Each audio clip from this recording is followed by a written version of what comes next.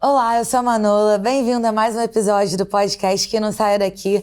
Hoje eu tô com um convidado muito especial, Cacau Higino, ator, autor e daqui a pouco diretor também, Cacau. Nossa, mãe, ó, não é isso tudo, é o seguinte...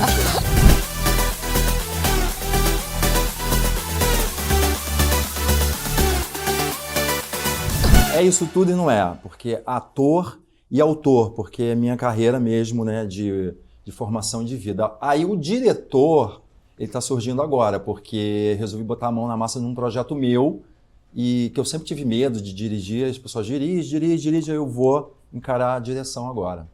Quer falar mais desse projeto? Quero, vamos falar, né, porque aqui a gente pode falar fora de ordem cronológica. Eu ia perguntar como é que tudo começou. Não, tudo começou assim, né, porque eu sou escritor mesmo, né. Desde sempre gostou de escrever? Não desde sempre, é engraçado, né? Eu comecei a estudar teatro aos 13 anos, aí fui muitos anos do tablado, depois fui da Cal, aí fui estudar jornalismo. Óbvio que depois que eu comecei a trabalhar com teatro, óbvio porque assim, a gente, quando é novo e começa a trabalhar, atuar, a gente acaba que deixa a faculdade às vezes de lado, né? Porque eu já estava profissional. Eu saí do teatro do tablado profissional, aí eu comecei a trabalhar sem parar. E aí eu fiquei trabalhando anos, mas resolvi fazer uma faculdade. Quando eu fui fazer a faculdade de jornalismo, eu comecei a trabalhar com assessoria de imprensa. Antes de me formar. E aí, como eu trabalhava com muita gente, eu escrevia muito toda hora. Textos, notas. Os criava, e tem histórias ótimas, porque eu criava muitas histórias que as pessoas... Seu maluco! Hoje em dia não tem como criar as histórias. Os atores ficavam muito em evidência, às vezes, por causa das minhas histórias para as colunas. Eu vou contar uma que é ótima. E os atores ficavam muito em evidência por causa das minhas histórias. E aí, como eu escrevia muito, eu falei, gente, eu escrevo rápido, eu raciocino rápido, eu vou fazer um livro. E aí, o que eu pensei? Eu não podia fazer um livro, eu tinha que fazer uma coisa dentro do meu universo, que eu até falo hoje em dia para todas as pessoas que querem escrever, que escrevam dentro que elas saibam. Porque, de repente, faz sentido. Não é? De repente o cara é médico, ele quer escrever sobre culinária. Mas ele não domina a culinária, ele quer escrever porque ele faz em casa o doce, ele acha que ele sabe muita coisa. Né? Tem que escrever sobre o que a gente conhece, né? Tem que escrever sobre o que você conhece. Aí, o que eu pensei? Eu trabalhava com muita gente famosa. E cada vez mais, porque eu ganhei um espaço muito grande como assessor de imprensa sem querer. Tudo na minha vida é sem querer. E aí vinha muita gente trabalhar comigo, muita gente, aí começou peça de teatro, todo mundo querendo que eu fizesse. E aí eu falei, bom, conheço muitas mulheres, eu acho que eu vou escrever um livro sobre mulheres. Né? Mas, como começar isso? Aí eu estava fazendo uma novela chamada América, como ator. Eu tinha uma amiga... Eu lembro dessa novela maravilhosa. Eu fazia essa novela América como ator. Eu tinha uma amiga de anos, que era a Flávia Monteiro, que até hoje é minha amiga, que foi Chiquititas, né, a Flávia Monteiro. E Ana Botafogo, que desde sempre eu conheço, há muitos anos. Eu falei, eu vou chamar as três... a Glória Pérez, a Flávia Monteiro porque a Glória, eu falava muito com a Glória por causa da novela. A Glória mandava assim pra mim, e aí, gostou do episódio? Gostou da novela hoje? Aí eu gostei, foi legal. Então a gente se comunicava muito. Então eu falei, vou convidar a Glória, uma autora, uma atriz que é a Flávia Monteiro e uma bailarina para ser minha cobaia num livro chamado Mulheres Fora de Cena. Que nada mais era do que essas mulheres mostrando o outro lado da vida delas.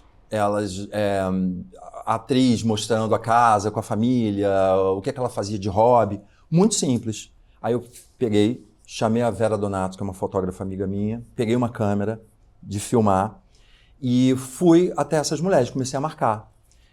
E aí o que aconteceu? Eu peguei esse material com essas as três artistas, levei para a editora Globo na cara e na coragem, bati na porta. Olha só. Aí a menina, a editora lá da editora Globo falou assim, nossa, muito legal.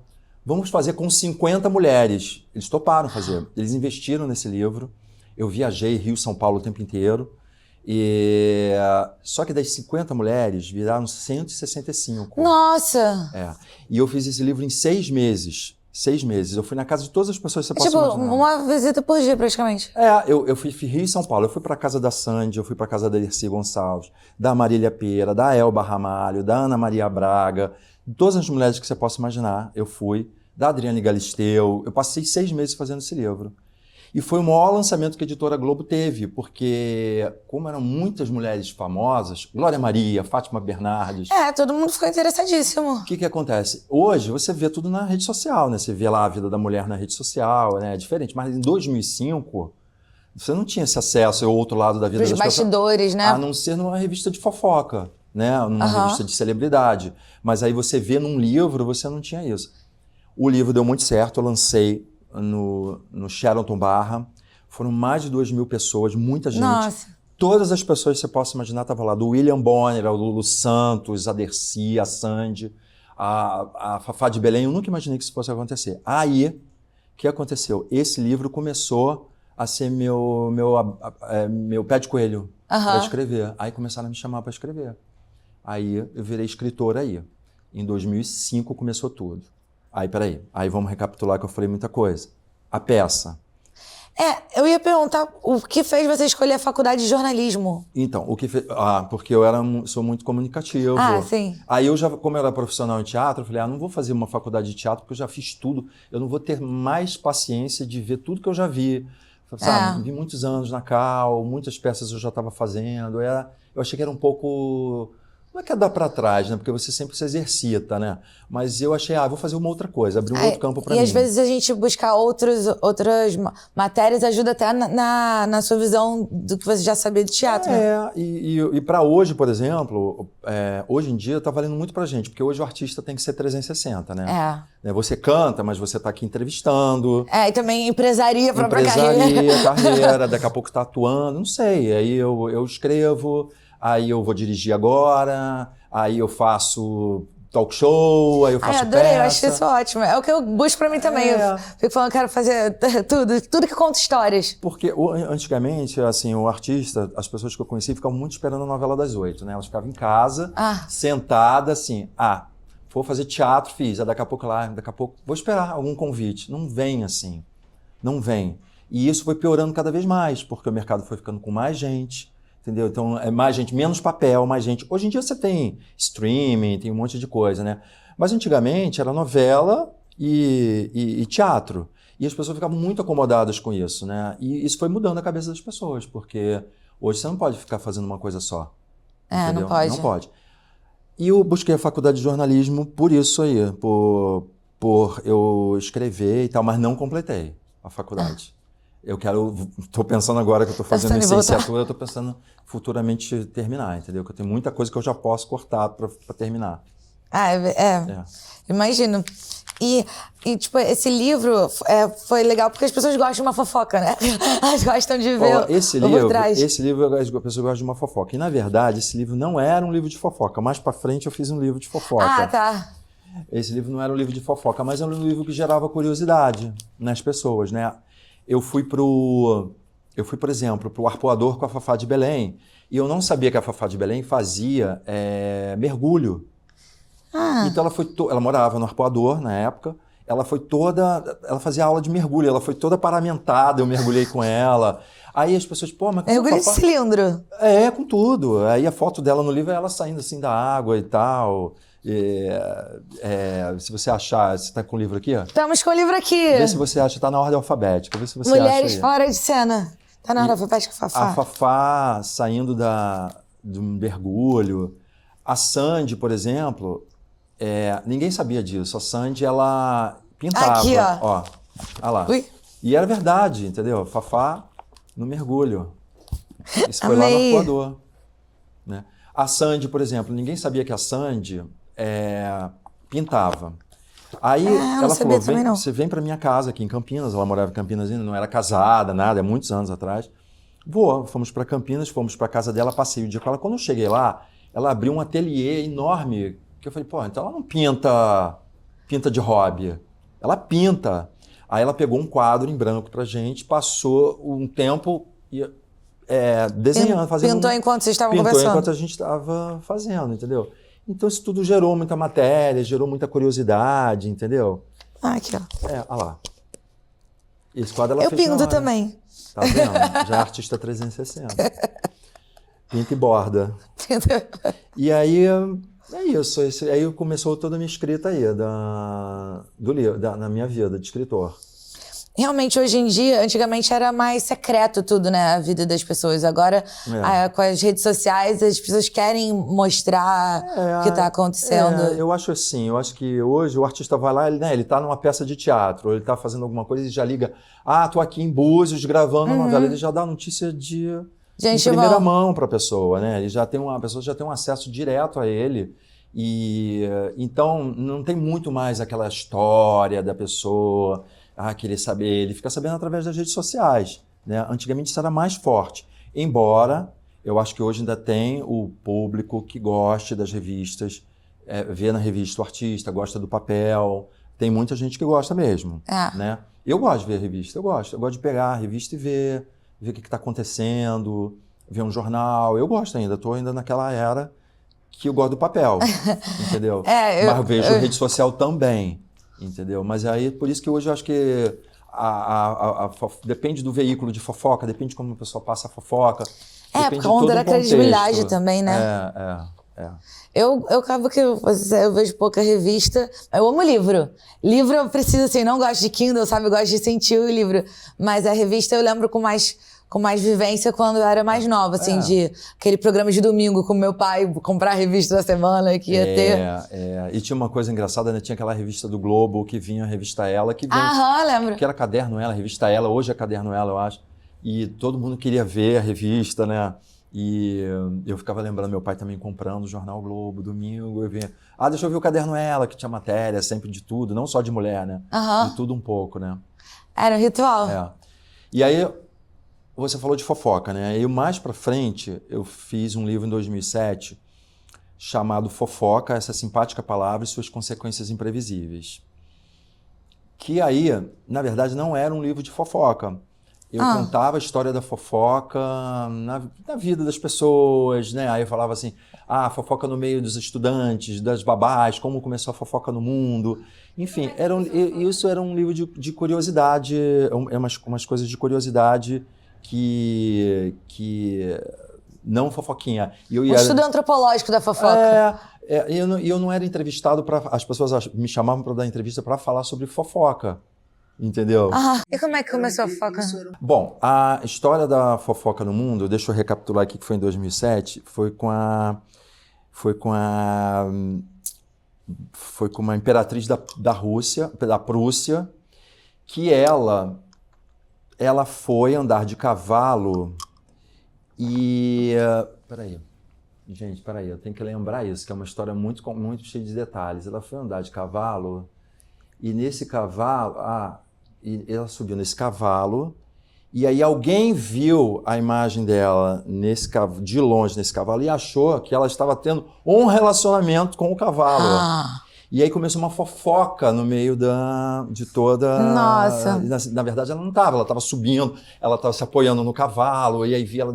E uma pessoa começou a falar isso para o reino, para tudo, né? Eu estou te dando uma coisa básica, até tem mais informação, porque eu não lembro, que é muito detalhe, foi em 2007, né? Eu não lembro desses detalhes. E aí começou a fofoca no mundo, Não é que começou a fofoca no mundo, a fofoca sempre existiu.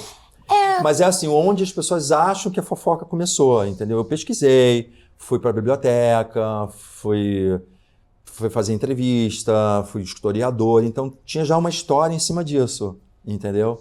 Em cima dessa história dela com um cavalo. E por isso que começou. Na guerra, as pessoas usavam de fofoca para o inimigo, né? Eles faziam fofoca, um país fazia fofoca com o outro para dar errado aquele ali, né? Então é quando a gente está pensando em fofoca quando não é o fato. Exatamente. Eu já achava assim, eu sou aquele time que não é fofoca, é troca de informações. Não. E outra coisa, aí também eu descobri umas coisas assim, tudo a gente vai entendendo, né?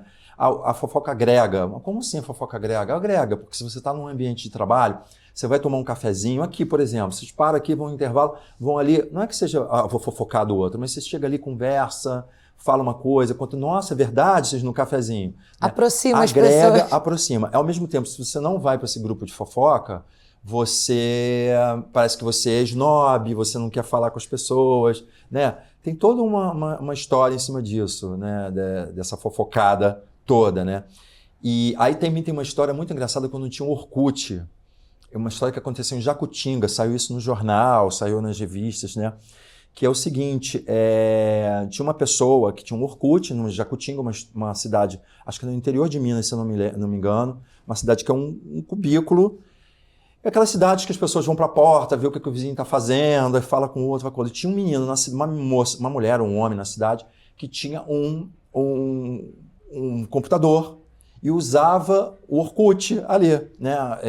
Algumas pessoas já tinham um computador, mas ele tinha um computador e usava o Orkut e fazia fofoca. Falava assim, a moça do 205 está dando em cima da moça do homem do 507. A minha filha, peguei sua filha fumando na porta da escola. E aí começou a criar um problema na cidade, né? Que até tem um título da matéria, Fofocas de Jacutinga.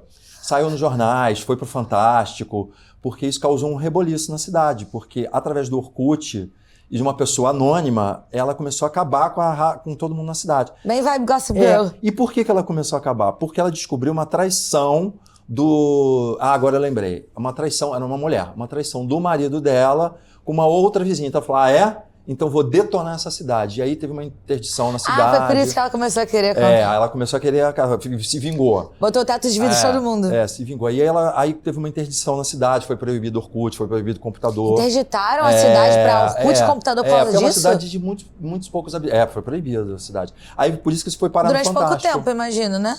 Não, foi 2000 e pouco, 2006, 2000 e... Não, eu digo, devem ter proibido durante pouco tempo, porque como é que vai impedir uma cidade de ter computador, né? É porque isso criou muito problema, muito processo. A prefeitura de Jacutinga.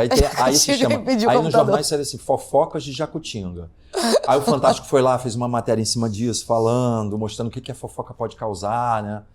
Aí eu botei isso. Essas consequências imprevisíveis, né? Aí hoje, o livro tá para aquela época, né? Tá para 2000, foi lançado em 2005. Hoje eu teria que atualizar, né? Porque hoje as fofocas vêm do Facebook, do Instagram, né?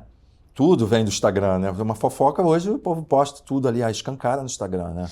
Eu ia te perguntar isso, como é que você sente essa diferença? Porque como hoje em dia as pessoas falam sobre si mesmo o tempo todo, tira um pouco o mistério, mas não, eu sinto que não perde o interesse, porque também gera mais conexão, né? As pessoas se sentem mais próximas. Não sei como é que você vê isso. Eu acho que piorou um pouco. Piorou? Né? Piorou. Eu acho que assim... De mais fofoca ou de mais julgamento? Eu acho que piorou assim. Eu acho que tem mais fofoca. Tem fofoca o tempo inteiro, por quê? Os veículos de fofoca, eles precisam alimentar o tempo inteiro aquilo, né? Mas com mentira? Você acha que eles usam mentira? Não, eu acho que não. Acho que hoje os veículos, eu acho que... por exemplo, como o Léo Dias, por exemplo, que ganhou uma força na fofoca. Eu acho que essas pessoas, elas já têm um grau de informação muito alto. Essas pessoas, Carla Bittencourt, que é minha amiga, há muitos anos elas trabalham com isso. Então elas foram ganhando uma confiança das pessoas, das fontes. Então elas conseguem chegar até na fofoca real. Tá? Eu conheço a Carla é do Jornal Extra, há muitos anos atrás. Eu conheço o Léo Dias, ele ia nos meus eventos de livro com um caderninho na mão e ele pegava as fofocas ali, no lançamento, com algum artista, mas eram as fofocas light, né? Então, com isso, ele foi criando uma fidelidade, um público. Agora, eu acho que existem outros veículos que realmente, para competir com quem tem força, eles usam de tudo, né? Eles usam qualquer coisa e... Pelo engajamento, né? E você tem que alimentar o tempo inteiro a fofoca, né? Então, toda hora tem que ter uma coisa. De 5 minutos já aparece um negócio. Qualquer coisa é fofoca. Qualquer coisa. Qualquer coisa. Qualquer coisa é fofoca, entendeu? Qualquer coisa gera, qualquer coisa que vai denigrir a imagem de alguém. O tempo inteiro, você já reparou? Que toda hora alguém querendo acabar com alguém querendo destruir alguém. E até quando a pessoa não gosta, só aumenta o engajamento. Tipo, tem aquelas páginas de perfis de fofoca no Instagram, aí tem sempre alguns posts que tem os comentários assim, nossa, tudo que eu sei sobre essa pessoa é contra a minha vontade, mas você tá lá engajando. Então, pro algoritmo, parece que você se importa com aquilo, vai aparecer mais. Pois é. E tudo geral. Por exemplo, agora esse caso, não sei se vem ao caso falar, mas assim, eu acompanho essas coisas. Aí vem o caso do Cauã Raymond com a história dele com a menina, né?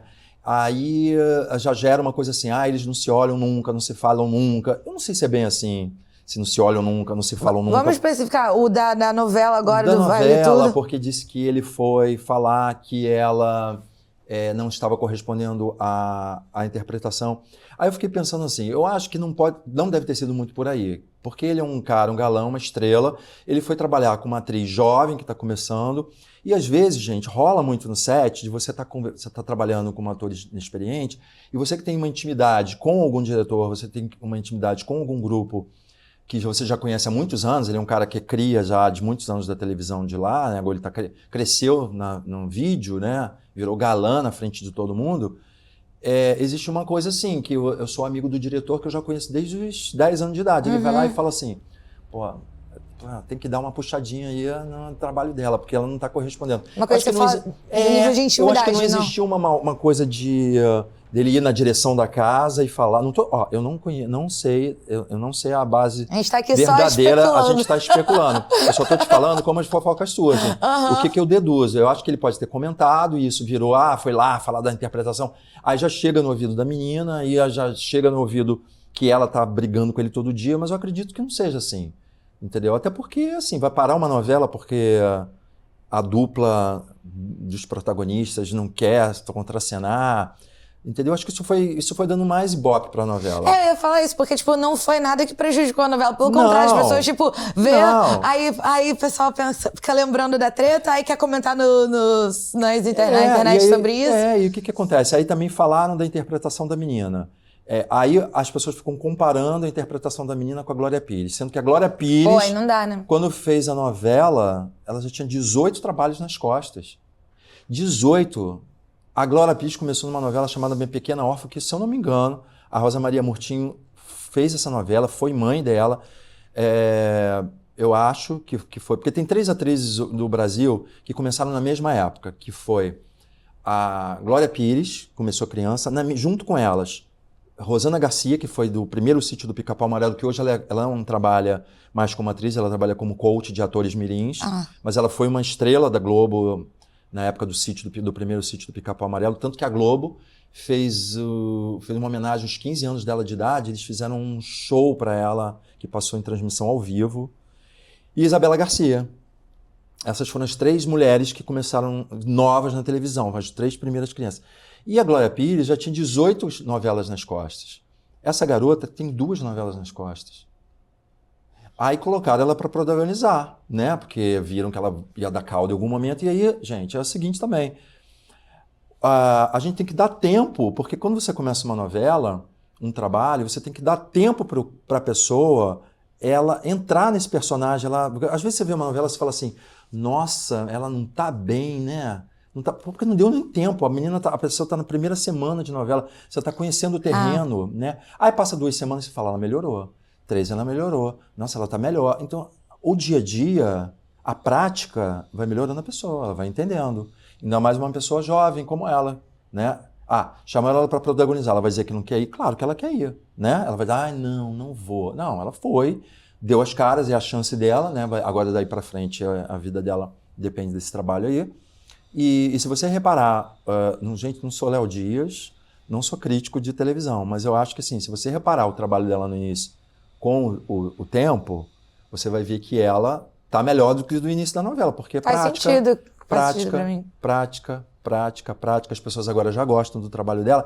E não dá para comparar, porque são atrizes de texturas diferentes. A Glória Pires tem uma textura diferente dessa menina.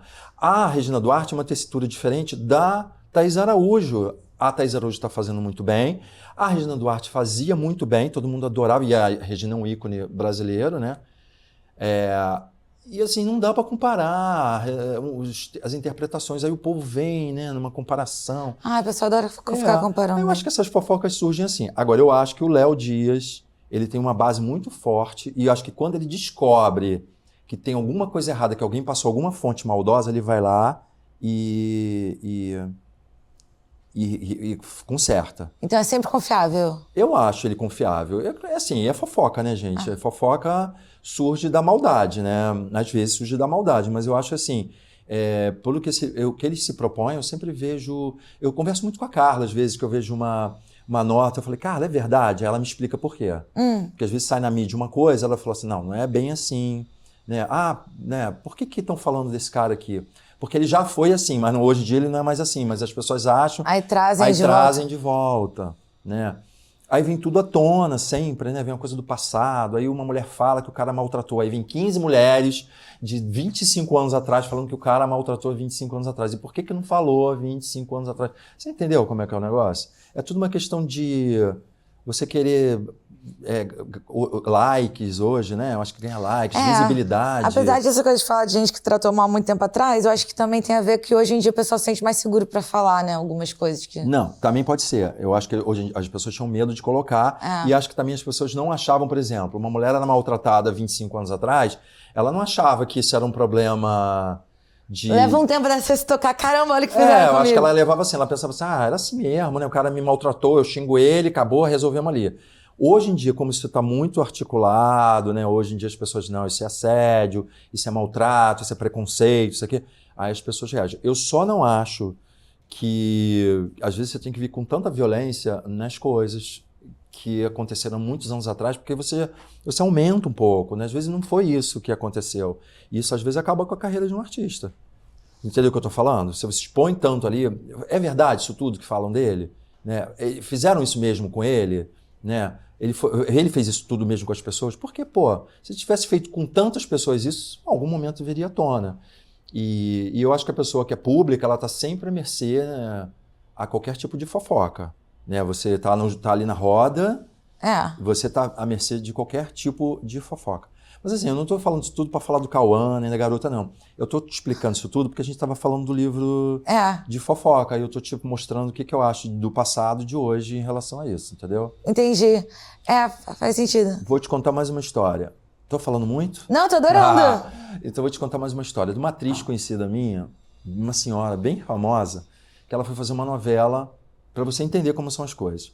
Ela foi fazer uma novela uns anos atrás e essa novela era protagonizada por ela, atriz mais velha, e por uma atriz mais jovem. Elas mudando de um estúdio para o outro no carrinho, elas saltaram do carrinho para entrar na cenográfica, saíram. Aí um faxineiro chegou e falou assim, fulana, faz uma foto comigo, e segurou na mão dela. Aí segura na outra mão da outra pessoa também. Claro que eu faço. Aí fez a foto com o faxineiro. A atriz jovem, ela foi na direção da casa falar que ela tinha sido assediada pelo faxineiro. Aí ela falou, não. Aí a atriz mais velha falou, não, ela não foi assediada pelo faxineiro. Ele simplesmente segurou no meu braço, na minha mão, pra gente fazer uma foto. Então você vê como que as coisas são levadas, entendeu? E aí saiu no jornal que a atriz tinha sido assediada por um funcionário. Aí essa atriz mais velha foi e falou, não foi assediada, porque eu estava com ela. Simplesmente ele segurou no meu braço para fazer uma foto. Isso é assédio? Você entendeu como é que são as coisas? Então tem que ter muito cuidado quando essas coisas são colocadas, porque aí o cara foi demitido. Você entende como é que é o negócio? Eu entendo, mas é porque assim, normalmente assédio também, às vezes é difícil provar. E aí, sei lá, então eu acho que tipo, a quantidade de pessoas que passam por assédio e nem fazem nada com aquilo é infinitamente maior do que as pessoas que foram acusadas de assédio indevidamente. Mas você entende o olhar que a pessoa tem que ter? Ela tem que ter cuidado, porque o cara só tocou nela e virou uma coisa maior. Você entende o que eu tô falando? E aí eu entendo também, tem gente que sofre muita coisa e hoje em dia tem que falar e tal, né? Pessoas que sofrem coisas muito violentas, aí não falam com medo, né? Mas eu acho que hoje a gente não sabe aonde a gente pisa, é muito louco. E a fofoca é muito gerada em cima disso. Entendeu? É muito gerada em cima dessas situações. Até porque às vezes a mesma situação, quer dizer, sempre, né? A mesma situação tem olhares diferentes dependendo das pessoas. Agora saiu uma imagem saiu esses dias a fofoca também, é outra fofoca. Saiu uma imagem do William Bonner abraçando aí os Scamparini, aí achou que ela tá estranha porque ele foi abraçar ela. Aí o povo já pira. Por isso que o Messi não abraça ninguém, né? Nenhuma mulher. Aí o povo já pira porque ele é um cara que conhece ela desde muitos anos, desde que ela era jornalista foca, né, que se chama foca quando a pessoa tá começando. Então, assim, a gente não sabe, são amigos, relação. Ela é uma pessoa mais fria mesmo para passar as mensagens, ela fica mais dura, então aí já gera. Então tudo aí, hoje em dia gera fofoca, entendeu? E tem aquelas análises de linguagem silenciosa, e algumas pessoas, tipo, vêm um olhar de, só aquele detalhe já diz tudo sobre a situação, quando pode variar do contexto. E aí justamente quando eu fiz esse livro Fofoca, essa simpática palavra, que não tá aqui, gente, porque já tá antigo, mas tá por aí, né? Tá na internet, tá no lugar. Quando eu fiz esse livro, ele ele gerava assim, eu ia para os lugares e as pessoas queriam saber, me conta uma fofoca, entendeu? E esse livro, ele, como eu fazia assessoria de imprensa, ele tinha muito a ver comigo na época, né? Porque eu sempre passava uma informação para o jornal, às vezes eu aumentava o pavão de uma atriz para ela ter uma nota maior, e aconteceu muito disso. Muitas coisas assim, sabe? Eu aumentava a história para virar alguma coisa, mas assim, mas é tudo com sentido, quer dizer, eu não fazia uma coisa estapafúrdica assim pro cara ficar, ai meu Deus, já acabou com a minha vida. Não, eu fazia sempre pro bem, pra coisa funcionar. Você quer que eu te conte uma história? Quero. Então, por dá um exemplo, exemplo aí vou te dar pra um gente exemplo. entender. Vou te dar um exemplo pra você entender. Olha só, eu fazia um espetáculo chamado Fofíssimas Late Show, como ator. Eu fazia esse espetáculo... Fofíssimas Late Show. Late Show. Era uma comédia, que era um programa de auditório, eu fazia com a Cláudia Rodrigues, que fez A Diarista, hoje ela está com um problema, não está trabalhando mais, afastada por uma doença, e a gente fazia essa peça. Eu era protagonista junto com ela, que era o Infanto Juvenil. Nessa peça a gente tinha várias perucas, porque a gente era patrocinado por uma empresa de perucas, porque a gente fazia jornalista, a gente fazia apresentador, a gente fazia o cara da plateia, então a gente botava várias perucas, tinha mais de, sei lá, Vocês iam 20 trocando perucas, conforme. a gente ia trocando, e a gente tinha sempre um convidado, um artista para participar, entendeu? Então iam jogadores, iam modelos, elas eram nossas entrevistadas dessa peça. Tinha uma história, mas tinha uma hora que a gente tinha um artista dando uma entrevista nesse programa de auditório que se chamava Fofíssimas Late Show. O que aconteceu? A Tânia Alves, a atriz da Tânia Alves, ela fazia uma novela chamada Mandacaru, um personagem chamado Zefinha. E a Tânia Alves, ela trabalha com alimentação, ela tem um spa chamado Spa Maria Bonita, em Nova Friburgo. Conheço. Você conhece? Uhum. Então. E ela ia para o exterior, para um congresso de alimentação, que ela já trabalha com isso há muitos anos, um congresso de alimentação natural e tal. Aí ela falou assim para mim, Cacau, eu quando voltar, vou começar a fazer uma novela chamada Mandacaru. Aí me explicou o que era na Rede Manchete, até Marília Pera fez, muita gente fez essa novela, o Walter Avancini dirigia. Vou fazer uma novela chamada Mandacaru, e eles pediram para eu trazer uma peruca de lá, dos Estados Unidos. Não sei por quê, porque no Brasil tem tanta peruca, né? A gente podia pegar uma peruca do Brasil e trazer uma peruca para eu escolher. Por que tinha que ser dos Estados Unidos? Para eu comprar, porque eu acho que a Rede Manchete estava num auge assim, da teledramaturgia, e aí eles estavam investindo, então tudo era bom. Queria só por ser importada mesmo. Ela não foi para isso, ela foi para fazer o curso dela. Aí ela comprou uma peruca, ela voltou com uma peruca já bem verdadeira, né? Porque aqui ainda rolava muito cabelo já rolava cabelo natural, mas tudo com muito cara de sintético, né? Ela trouxe uma peruca bem verdadeira, que era uma peruca de franjinha até aqui, um cabelão, né? Aí ela falou assim pra mim, de repente será que é curioso eu falar isso no jornal, passar pro jornal que eu trouxe uma peruca? Eu falei, Tânia, é assim, né? Uma peruca eu acho muito sem graça. Eu acho que a gente tem que dar uma incrementada aí. Aí liguei pro Globo, para a Patrícia Kogut, que é minha amiga até hoje. A Patrícia sempre abraçou a minha vida, assim, em divulgação dos meus trabalhos, tudo. Ela sempre foi muito legal comigo, sou amigo dela até hoje.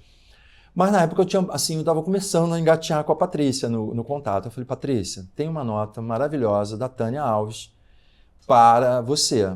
Ela foi para os Estados Unidos e trouxe 10 perucas para a novela Mandacaru.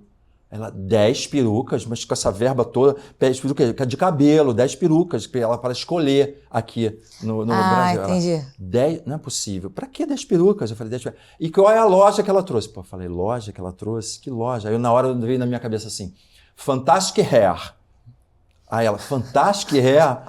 Aí saiu isso no jornal. Tânia Alves veio dos Estados Unidos, trouxe 10 perucas para experimentar na novela Mandacaru, para o personagem dela. Saiu isso no jornal. Aí no dia seguinte, era Fatos e Fotos, revista Manchete, chamando a Tânia para fazer a capa da... Porque ela trouxe as 10, porque era a Fatos e Fotos e a Manchete... Só tinha uma para mostrar. Era da... Todas as capas com a mesma peruca. Mas tu vai entender agora, ela só tinha uma para mostrar, né? Aí só que eu fui, falei, vamos lá na minha peça, Fofíssimos, vamos catar aquelas perucas todas. Eles não sabem que peruca ela trouxe, e a Tânia saiu nas capas das revistas segurando as 10 perucas assim, ó. Na Manchete, na Amiga, tudo que é revista. Por quê? A Tânia era uma das estrelas dessa novela. A Fatos e Fotos, a Amiga, a Manchete, era da Rede, era da Block Editoras, que era dona da Manchete. que estava em super evidência, fez Pantanal, fez Cananga do Japão, fez um monte de coisa grande, né? A Glória Pérez era da emissora, Manuel Carlos escreveu na emissora, entendeu? Então, era uma novela, uma emissora que estava em evidência. E aí a Tânia me ligou me agradecendo, nossa, fez muito toda a obrigado. diferença. Então assim, eu aumentava, mas sabe, tem aquela, como é que é aquela frase do... Que eu conta aumento, mas não invento. aumento. Ah, Eu aumento, mas não invento. tá. Eu usava a técnica de vou aumentar, mas não vou inventar. Eu não inventei a história da peruca. Ela realmente foi comprar, mas eu aumentei o processo da peruca, né? Entendi. E aí é isso. Aí tinha várias histórias assim que eu fiz desse jeito e isso foi rendendo, né? Hoje a Patrícia Gugut sabe disso, né? Ri muito disso, né? Eu acho que eu já fiz uma coisa dessa também, agora que você tá falando. Mas porque assim, porque todo mundo quer ver o maior, né? Ninguém quer ver a simplicidade, a pessoa quer ver, né? Né? Você dá uma aumentadinha no pavão ali pra pessoa saber, né? E pra conseguir uma matéria, né, também. Pra conseguir uma matéria, né? Mas imagina se eu não tivesse essas perucas, porque assim, o que acontece? Eu, na minha inocência de jovem, querendo fazer as coisas, eu, na minha inocência, joguei isso, mas eu não pensei assim, pô, de onde que eu vou tirar? Se alguém... Eu não pensei assim, vai rolar matéria com isso. Eu pensei só em dar um gás na situação, né, na nota dela. Eu não pensei que depois alguém fosse me ligar para pedir para a Tânia ser capa da revista Manchete, capa da Fatos e Fotos, para mostrar 10 perucas, porque era uma produção da casa, a maior produção naquele momento, que ia ser lançada, e eles queriam fazer uma foto disso. Entendeu? E aí, como é que arrumou as perucas? Desse jeito que eu te falei. Fui lá na peça, Fofíssimas Leite Show, que eu tinha 20, sei lá quantas perucas ela trouxe, as 10 perucas, e ela pendurou uma peruca. Aí já E aí quem disse que... ninguém sabia que perucas... As perucas eram da Perucas Lady, né? Alguém deve lembrar das Perucas Lady, que acho que vende até hoje. Perucas Lady, tá? Aquela mulher sacudia o cabelo assim na televisão. E eu fui patrocinado por essa loja. Eu não, a peça. Né? E a Tânia, ela botou essas perucas e assim foi. E ninguém consegue dizer se é de onde é que foi, né? Então... Não, ninguém sabe, porque as então perucas eram muito boas também. Não eram perucas sintéticas, eram perucas que já davam uma cara de... Não é que não eram perucas sintéticas, já estava naquele processo que eram umas perucas mais verdadeiras. Não estava mais aquele cabelo que você parecia que você tinha, sabe? Que chega a dar brilho, né? Que tinha que dar brilho. Já estava uma coisa... Então, na foto... Não parecia. Aí ela saiu na foto com a peruca que realmente ela ia usar na novela e as 10 perucas que ela segurou já com o personagem, com a roupa do personagem. O personagem se chamava Zefinha, ela nem lembrava, veio tudo aqui na minha cabeça. Zefinha, e ela foi capa de tudo. Icônico. Não é? Teve uma vez que eu tava, tipo, numa viagem e eu consegui uma matéria de uma forma assim, também não inventei nada. Mas você aumentou. Mas eu dei uma... tipo, eu tava em Montreux sozinha. Quer dizer, eu tava com a minha mãe, mas ela foi dormir. Aí eu tinha ganhado um drink pro bar do hotel. Aí desci pro drink do bar do hotel, que provavelmente era o único bar que tinha na cidade, que é muito pequenininha. Aí eu consegui sentar só ali, que era longe do palco, que tinha um palquinho. Que bom, a gente foi o berço do festival de jazz, né? Aí eu não conseguia ver o palco. Aí terminou o drink, a minha mãe me deu o drink que ela ganhou também. Então eu já tinha 2 drinks grátis. No segundo drink já tinha um espacinho que dava pra ver o palco. E aí tava tendo um show ao vivo e tal. E aí eu fui tentar, né? Tava sorrindo assim pros lados pra ver se eu fazia uma amizade. e não tava rolando. Aí terminou o segundo drink, eu fui comprar o primeiro drink, já era o terceiro. E eu vi um grupo de uns senhores, assim, que estavam se divertindo muito lá do lado de fora. E eu pensei, vou lá ou não vou lá? Aí eu pensei, o cara tava, tipo, terminando um cigarro. Eu pensei, se ele acender um outro cigarro, eu vou. Aí ele acendeu um outro cigarro direto, eu tive que... Aí eu fui gastar meu francês, né? Falei lá em francês, desculpa incomodar, sei lá o que... Aí... Entrei na roda, daqui a pouco tava todo mundo cantando junto. E aí eu comentei que eu era cantora. Aí o cara falou, você canta? Eu falei, canto. Aí ele, peraí. Aí eu, tá. Tipo, aí ele entrou pro barzinho e falou, olha só, tá tudo certo. Eu já falei, você vai se apresentar. Aí eu, não! não consigo. Aí ele, não se preocupa, você já tem um fã-clube. Aí eu cheguei lá, eu cantei Flowers, que tava em alta da Miley Cyrus. E ficou ruim, sabe? Eu acho que eu não cantei bem. Mas conseguiram filmar e o pessoal todo aplaudiu, porque eu já tinha meu fã-clube ali de 8 senhores. E aí eu pensei, mandei pro meu assessor de imprensa. Eu falei, Dani, Não vou poder postar um vídeo porque ficou ruim. Mas eu tirei um print aqui do vídeo, então pra todos os efeitos eu fiz um show no bar do Fairmont de Montreux. Você fez. Aí ficou, Manola faz show você não inventou. Você aumentou um pouquinho, ninguém sabe. Ó, tem uma outra história ótima que também aconteceu, que assim, eu fui para Portugal e aí fui com o Paulo Gustavo, né? O Paulo, quando ele estava vivo, num show da Beyoncé. Aí o Paulo comprou, assim, os ingressos para os amigos, ele deu de presente para todo mundo, em volta, assim, pertinho do palquinho do meio, onde a Beyoncé estava. Então a Beyoncé tocava na mão da gente, batia na mão, porque era assim, 10 pessoas em volta ali do palco, desse um miolinho, que ela ia e ficava ali cantando no miolinho, e a gente estava nesse miolinho. Então ela dava o tapinha toda hora na mão da gente, mas não ficava segurando na mão da gente. Então na hora que deu um tapa na mão dele, assim, pá, eu fiz uma foto e filmei, e ele postou. Então parecia que ela fez assim na mão dele, ó. E aí pegou, e aí saiu em tudo que é lugar, porque o Paulo acho que já estava num crescimento, assim, como estrela do humor, e saiu tudo lá, Beyoncé, Paulo Gustavo, dando a mão para Paulo Gustavo, Beyoncé, até melhor hoje. Amigo da Beyoncé. E não era nada, ela fez assim, ó, pum, fez na mão de todo mundo ali, entendeu? E aí, como ele tava com a mão assim, a mão assim para o alto, dava a impressão que ela estava segurando um tempão a mão dele. Tinha sido um momento aí eu tenso. fiz isso, aí ele postou, ou ele mandou para alguém, não sei como é que foi parar, e isso virou também uma coisa, entendeu? Então, um pouco isso. E as pessoas querem ver isso.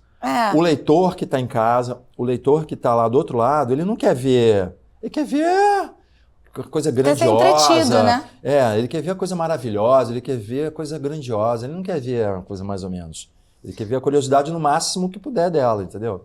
É verdade. Eu penso muito assim também. Pô, você vai aproveitar mais essa história acreditando nela do que ou questionando, sabe? Então, tipo, se não é nada que vai prejudicar ninguém, vamos... É isso que eu acho. Assim, se você der uma notícia que você vai prejudicar alguém, aí são outros 30. É o que acontece hoje. Muita gente dá a notícia para prejudicar o outro, para derrubar o outro. Muita competitividade. Obrigado. No meio, muita, né, no meio artístico, tem tudo que é lugar, né? Isso aí.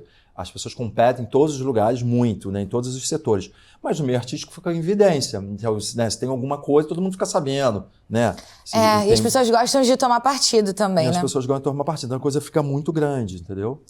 Por exemplo, agora recentemente teve a questão da Antonella, tipo, a fofoca teen, né, no Instagram. E aí virou um rolê de, perderam seguidores, aí ganharam seguidores, aí vem um fato novo, então eu mesmo vivi lá, agora eu vou seguir, não, agora eu vou te seguir.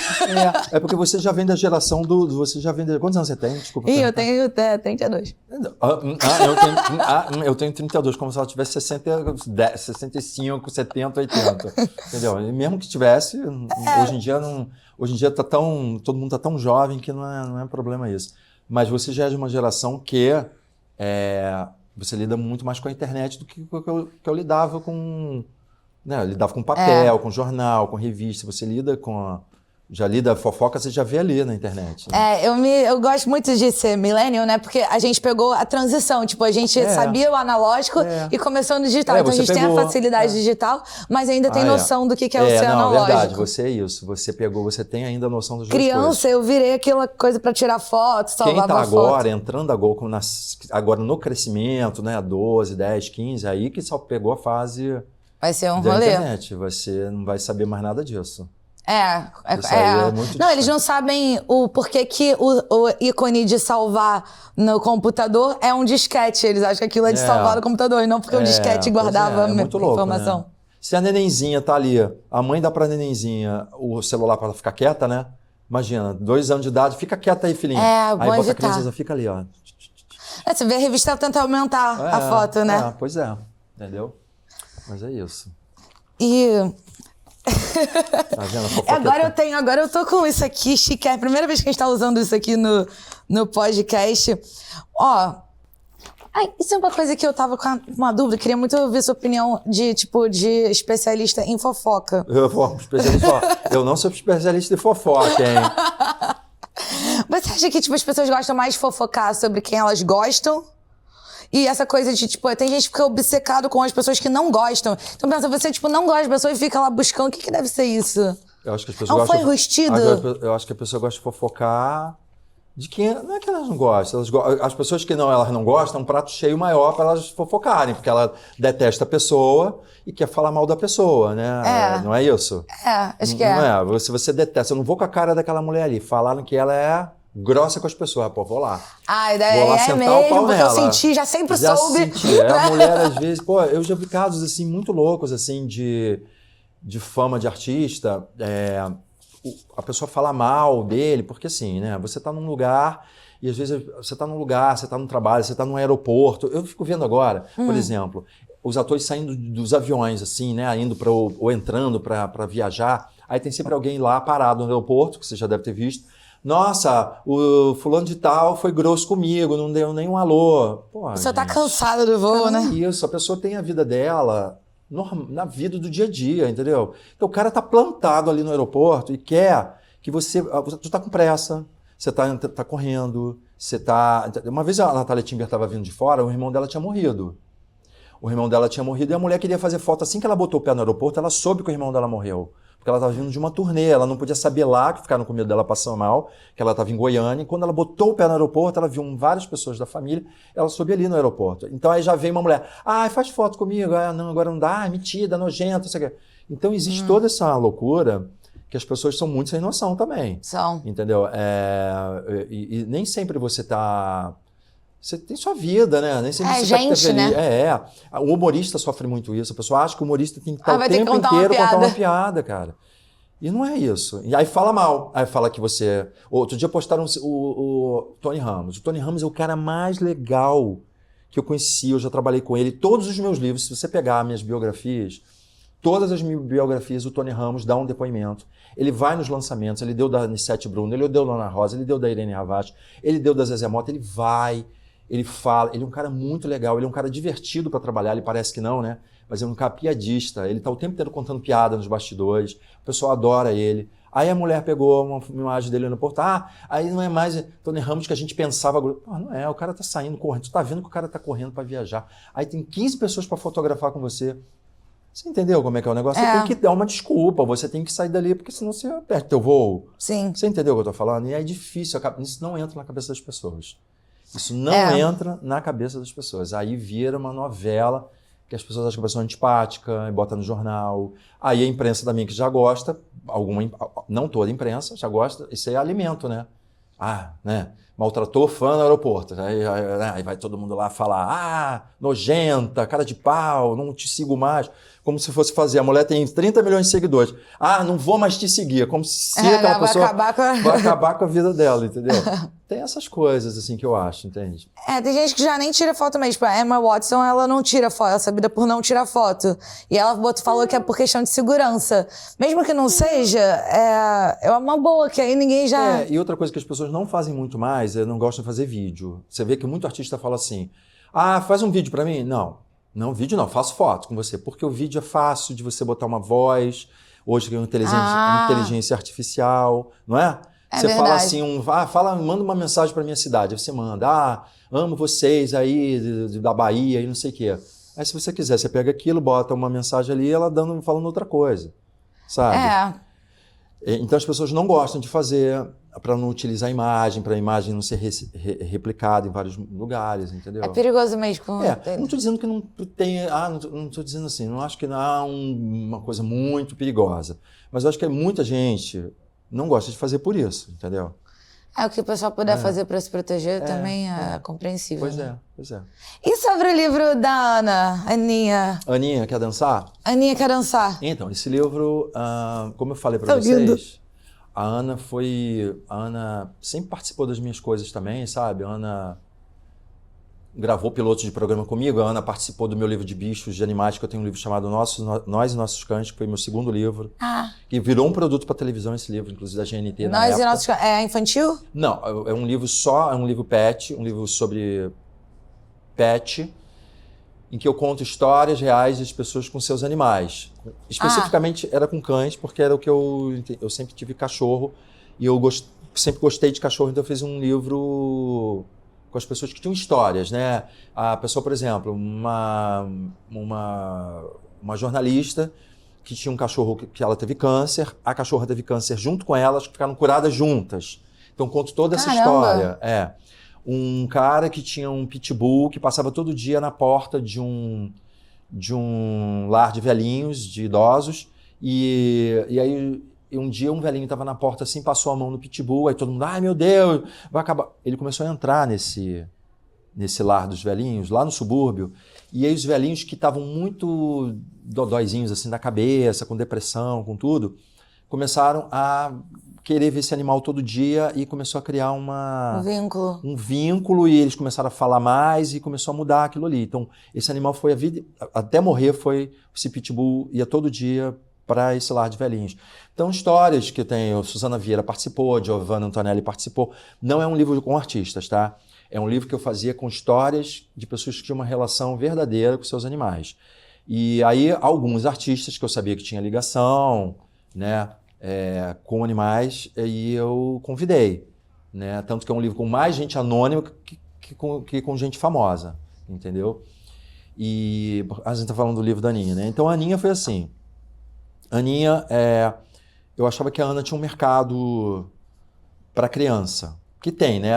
Toda criança gosta da Ana, né? Eu fazia balé, era tipo a referência que a gente tinha. Até hoje. A Ana vai nos lugares, fila de crianças, as crianças todas querem falar com a Ana, vai lá pro Festival de Dança de Joinville, só dá criança, é o tempo inteiro isso. Falei, Ana, vamos fazer um livro falando sobre uma história sobre você, mas que seja assim, um pouco sobre você, mas um pouco uma ficção também, porque a gente não vai fazer uma biografia. Mais Aí leve, eu fiz né? esse livro, Aninha Quer Dançar, que é uma menina que sonha em ser uma bailarina, ela tem um sonho, que ela tem que descobrir uma sapatilha cor-de-rosa, aí ela viaja por todos os balés infantis, e no final, assim, ela se torna uma bailarina. Não tem problema eu contar, porque dentro da história tem várias coisas acontecendo, né? Mas a história é aquela, quando ela acha, ela se torna uma bailarina, né? O sonho dela. E eu conto um pouco, os personagens são um pouco que nem a mãe e o pai da Ana e tal. A Ana foi pro lançamento comigo, autografou. A Ana leva até hoje nos eventos. Outro dia eu vi, esse livro foi em 2008, eu acho. A Ana estava no evento lá em Salvador, que ela foi fazer um projeto lá. Estou vendo a Ana ser entrevistada, ela mostrando o livro agora, desse ano. Falei, nossa, já passaram tantos anos e a Ana mostrando esse livro. E esse livro aí é uma coisa que eu queria transformar ele numa peça infantil, sabe? Uma peça infantil. E outra coisa que eu descobri com esse livro como escritor, eu escrevi a história, aí mandei para a editora. A editora ligou para mim e falou assim, muito fácil para as crianças. A criança vai achar a vida dela um mar de rosas. Falei, vai? Você tem que botar desafios. Claro, porque se você escreve um livro para criança, que tudo dá certo, né? Vai para a escola de balé, vira bailarina. Não tem nenhuma lição, né? Vai quero ver o balé Lago dos Cisnes, consegue o ingresso. É a primeira da turma. Não é isso a vida, né? Tem que sentir que se esforçou. Ela tem que sentir que ela não tinha dinheiro, a mãe não tinha dinheiro para comprar a primeira sapatilha dela. E aí, como é que faz? Foi para aula de balé, as criancinhas já fizeram meio que um bullyingzinho com ela, porque dançavam mais que ela era menor. Todo esse processo é verdadeiro. É todo o processo que a pessoa passa na vida, né? Você passa na vida quando é criança, né? E quando é adulta. Quando é criança você não percebe, né? Tantas assim, coisas que aconteciam na nossa vida, assim, quando eu era nova, era bem magrinho, então me chamava magrelo, né? Sei lá, palito. Aí você fala, hoje seria bullying, né? Você entendeu o que eu tô falando? Não, eu entendi. A criança passa por essas coisas, ela não sabe esses processos, mas hoje é importante você mostrar para ela não achar que a vida é um mar de rosas. Mas eu acho que ela sabe que tem esses processos. Assim, por exemplo, eu sempre fui muito distraída. Então eu acho que eu nunca fui muito de ter bullying, mas também porque eu realmente... talvez eu não tenha reparado. Mas eu lembro de que, com uns 3 anos de idade, tinha no jardim, sempre tinha uma menina que tava sempre com o cabelo certinho e tudo. Quer dizer, o cabelo sempre tinha uns penteados diferentes e tudo. Aquela pessoa que tem uma mãe que tem muito tempo livre pra periquetar ela, sabe? Aí eu sempre fui mais esquecida de explicar pra minha mãe. Então era um dia que era Halloween, todo mundo lá, todo fantasiado. E eu não tinha avisado pra minha mãe que era fantasia, então tava lá com a roupa da escola. E aí, a professora, pra fazer eu me sentir fantasiada, ela pegou um papel crepom preto, furou no meio, botou assim e falou que eu tava fantasiada de bruxa. Aí eu pensei, tá bom, eu não tem esse julgamento, né? Mas, beleza, eu tô fantasiada.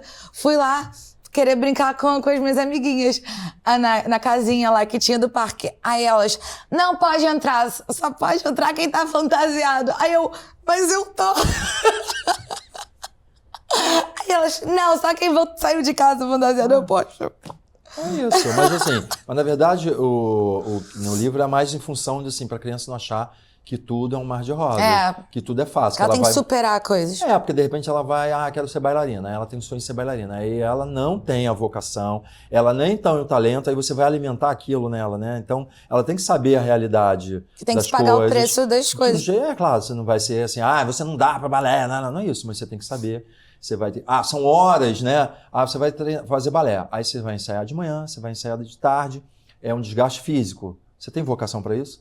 Você tem vocação para estar todos os dias, segunda a sexta, sair do colégio, emendar, ou estudar de noite, ou estudar de manhã e emendar manhã e tarde fazendo aula de balé? Tem que saber se tem vocação. Entendeu? Eu fiz balé 10 anos. Entendeu? E eu não gostava do balé, eu fiz 10 anos. Tá vendo? É que o brigadeiro da cantina era muito bom, então fez eu continuar. Mas teve uma coisa também, você falou que eu falei, 32 anos, tava ser velha, mas eu sempre tive isso de achar que eu tava velha demais para as coisas, independente da minha idade. Quando eu tinha uns 8 anos, eu pensei, poxa, sou velha demais para ser prodígio. Aí quando eu tinha 10 anos, eu pensei, nossa, sou velha demais para trocar de esporte, eu faço balé desde os 2 anos. Só que aí quando começou a ser profissional, com uns 13, aí começou isso que você falou, mais aula à tarde, aí começou ponta, aí dói mais. Aí eu pensei, não vai dar. Não vai estar tendo como. Se você for mesmo daquilo, você fala, eu quero ser bailarina. Aí você fala, vou me virar e vou fazer. Você ficou obstinada. Você vai fazer. Você fez balé, agora eu mudei aqui a entrevista, aqui, ó. Você fez balé aonde? Na escola? Dalau, é chato. Na Dalau? Na Gávea? É. Bacana, porque a Dalau é, ó. É, super sério. É regime militar. Eu chorei na aula, tipo assim, era super sério. E, poxa, você tinha aula com piano, com balé clássico, era maravilhoso. A filha da minha sobrinha foi fazer balé e a professora falou, ao invés dela fazer balé, ela quer fazer uma gangue aqui dentro, porque ela não queria. Ela chegava pra basofa. Então é isso, você tem que entender. E esses processos são importantes a criança saber, que nada vai cair do céu. E às vezes a criança vive numa vida de um poder aquisitivo alto, aí mesmo que é pior, né? Porque essa criança ela não tem noção, porque o pai vai lá e dá, né? Vai lá e dá. Aqui é normal, né? Mas ela não tem essa noção. Então, no livro, você tem que falar isso. Eu aprendi que todo livro infantil você tem que levar a criança pro... A criança tem que ter superação, tem que passar... Não tem que botar sofrimento, não é isso. Entendi. Mas ela tem que mostrar pelo que ela passa, que nada é assim, ó. A gente tem que aprender a postergar a gratificação, né? Uma coisa que a gente peca muito de... Hoje em dia as coisas são tão imediatistas que acho que é tudo rápido, mas não, requer todo um trabalho, né? Pois é. E uma coisa que eu achei interessante é que, então, assim, você quis contar uma história sobre a Ana Botafogo, você sentiu que ela tinha um público infantil e foi por aí. Não foi porque você queria pensar... Não foi primeiro pensando na história da criança. Não foi. Eu só me toquei, porque aí o que aconteceu? Eu queria lançar um infantil. Você já queria lançar um infantil? Não, eu queria lançar um infantil. Mas aí eu falei assim, porque eu tava escrevendo para adulto, né, tal. Eu falei, eu quero fazer um livro infantil para ver como é que é, pegar esse mercado aí. E de repente eu podia virar um autor de infantil, né? Aí de vez em quando me chamaram muito, que engraçado, me chamaram muito para escrever outras histórias infantis, só que eu já tinha coisa engatilhada na época. Aí eu não parei para escrever infantil, porque eu já tinha coisas para fazer, biografia, isso e aquilo. Aí eu não fiz. Mas a primeira coisa, assim, eu pensei, quero fazer um livro infantil. Mas eu achava que não era, eu vou contar uma história bacana, bonita, que vai render uma peça de teatro, que eu sempre penso nos produtos. Tudo que eu escrevo, eu penso nos produtos. Ótimo. A não ser biografia. Até biografia também, vou te explicar por quê.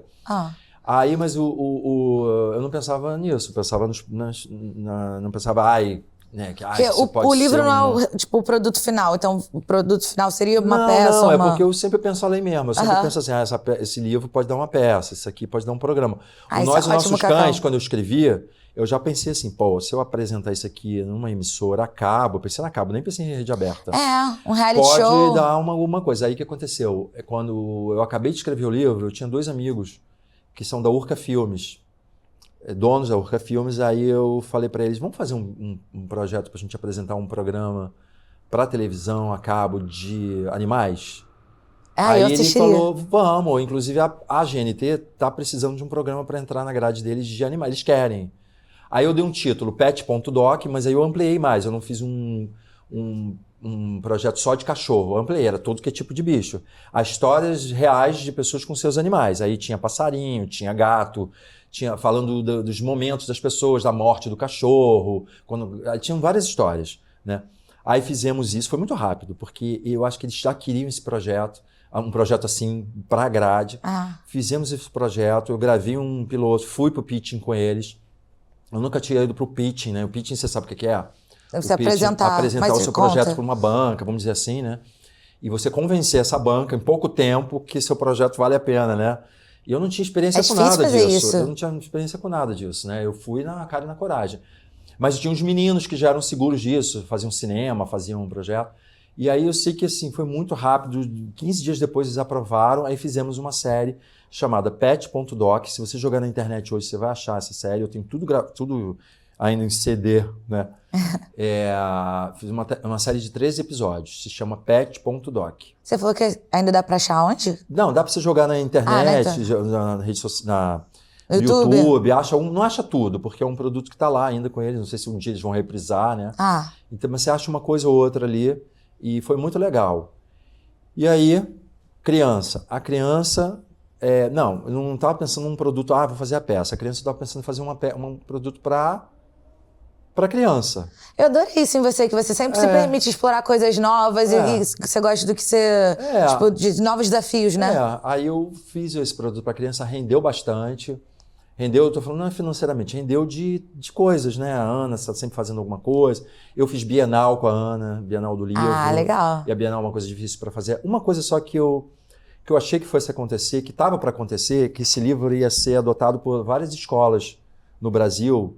O Ministério, o governo queria uma cota de livros, e não sei por que não rolou. Às vezes isso não rola muito em função da editora, que às vezes não foi o caso da editora, que essa editora é muito parceira, mas às vezes não rola muito em função porque a editora quer um valor muito alto e a gente não entendeu, porque a dança é uma coisa que tem no Brasil inteiro, o assunto é um assunto lúdico que interessa as crianças, então a gente não entendeu.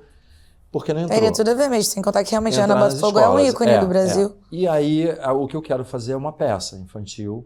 A Ana quer participar dessa peça. Ih, que legal! De algum jeito, ou ela quer ser a diretora da escola, ou ela quer ser a mãe, não é agora, não sei quando é. Eu não tenho a peça escrita, mas na verdade essa peça aí, se eu pego o que eu tenho do texto, do livro, passar para o papel, já dá a peça. Porque é só passar, porque tem diálogo, tem tudo aí. E é isso, foi assim, uma aninha. Nossa. Entendeu?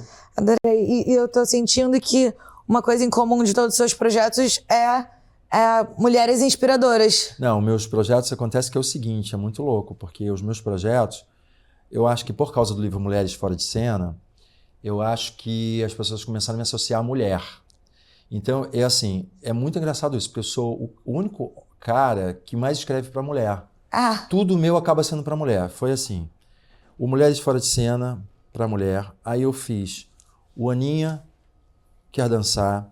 Aí eu fui chamado em 2007 pelo Comitê Olímpico Brasileiro para escrever a biografia da Virna, da jogadora de vôlei Virna, porque ia ter o Pan-Americano, 2007, e eles queriam fazer uma biografia chamada Perfil do Atleta. A Virna era minha vizinha de rua. Vizinha. Eu era amigo dela, vizinha de prédio, em Ipanema. E aí o comitê me ligou, olha aí que louco isso. O comitê me ligou, falou assim, podia escrever a biografia do Robert Scheid?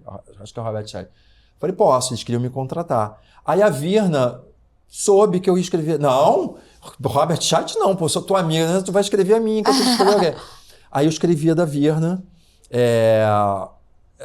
minha primeira mulher. Aí depois da Virna veio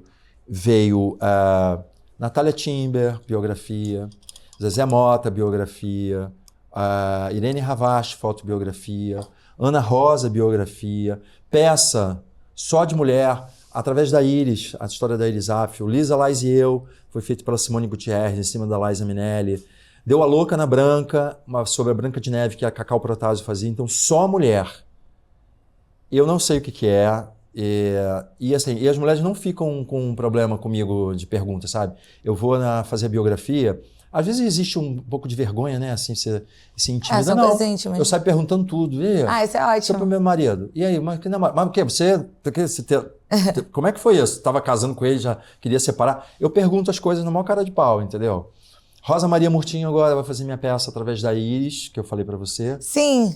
Que vai ser uma outra roupagem, ela vai fazer com a neta dela, com a Sofia Mendonça. Você já tinha escrito essa peça e que a Natália Timber atuou há uns anos atrás. Essa peça foi o seguinte, essa peça eu vi o personagem no Instagram, a Iris Apfel, passando no Instagram, ela é vi, ué, quem é essa senhora aqui? Aí eu não conhecia a Iris. Falei, vou ver quem é. Aí eu vi que ela tinha um documentário na televisão. Aí eu fui ver o documentário e falei, caramba, eu quero fazer um monólogo sobre essa mulher. Um monólogo porque, assim, eu queria pegar uma senhora, porque como ela tinha 80 e poucos anos, eu já queria pegar, 90 e poucos anos, eu queria pegar uma senhora de peso pesado para fazer, né? Uhum. Eu não queria um espetáculo com muita gente. Aí fui atrás da Iris, consegui achar a Iris. Pelo Instagram também, a Iris estava numa foto, embaixo tinha um tapete escrito PA 480. Eu falei, PA 480? Isso é Nova York, Park Avenue 480. Liguei, olha a novela. Liguei para um amigo meu que foi produtor de uma novela que eu fiz aqui, que era Insensato Coração, como ator. Ele agora estava em Nova York, ele tinha saído da Globo e estava lá trabalhando num programa americano, na CBS, esqueci o nome do programa. E aí eu falei, Vitor, o nome dele era Vitor Barroco. Falei, Vitor, acha essa mulher para mim aqui, por favor. Ela mora nesse endereço aqui. Aí, mas como é que você sabe? PA 400. Você não vai acreditar. Aí você também não vai acreditar. Eu estou em frente a esse prédio. Eu falei, como assim você está em frente? Ele fez uma foto na mesma hora para mim. Pá.